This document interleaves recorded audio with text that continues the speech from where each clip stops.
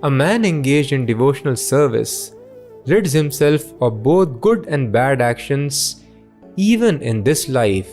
Therefore, strive for yoga, O Arjuna, which is the art of all work. So, yoga, Buddhi Yoga is nothing but the art of all work. The best way of performing any action is called yoga. So, somebody can do the activity which is called sin, which is stealing, breaking the laws of nature, which is called dushkriti.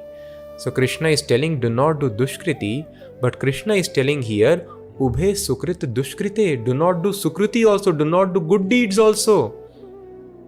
Now this person can ask, why Krishna is telling sukrite dushkrite, I will not do bad deeds, why good deeds are also prohibited? Because as we discussed in the previous verse, so-called good activity is also bad. And we can understand from a different perspective also, any good activity, will it stop our death? Will it stop our diseases? Will it stop our old age? No. It means even that activity is sinful. Otherwise, nature will not kill us. So any activity which does not stop our death is actually sinful activity, right? If any person is being given capital punishment to be hanged till death, it means he has done wrong activity. So we have to understand any activity which does not stop our death, old age and disease, that is bad activity. So why good activity is also called bad activity? Because what is good activity? All the resources belong to God.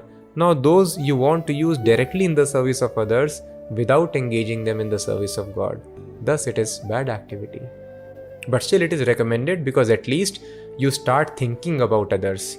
You do not remain on a very lower platform of animal consciousness, my life, my resources for myself.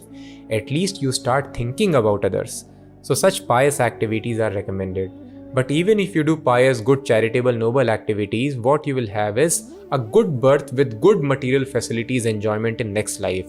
But whatever enjoyment, material facilities we have, we may become very educated, beautiful, successful, and then we may have a big house for ourselves, but then instead of suffering from COVID in a small house, you will suffer from COVID in a big house. Suffering will not go. You may be less educated, you may attract a life partner who is also less educated or less beautiful. If you are having a beautiful, attractive body, learned body, you may attract a life partner which is beautiful and learned, but fight with the life partner will happen. The pain will always be there. So you fight with a less educated life partner or more educated life partner.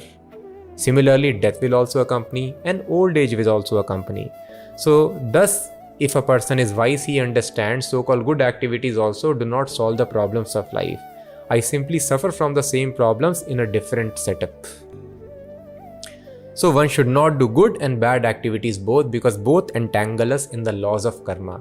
As soon as we do any activity, we produce reaction of that activity, which we have to suffer or enjoy in a material body. And as soon as we take a material body, it means birth, death, old age and disease. These miseries, they follow. So Krishna is telling, rise above good activity and bad activity. Simply do the activities in yoga, in Buddhi Yoga, in Krishna consciousness. So when the activity is done only for the satisfaction of the Supreme God, then such activity is called neither good nor bad. Such activity is called akarma. It does not bring any material reaction, it brings spiritual reaction. You become spiritually happy and liberated from cycle of birth and death. Buddhi yukto jahatiha ubhe sukrit dushkrite tasmad yogaya yujyasya yogah karma sukoshalam.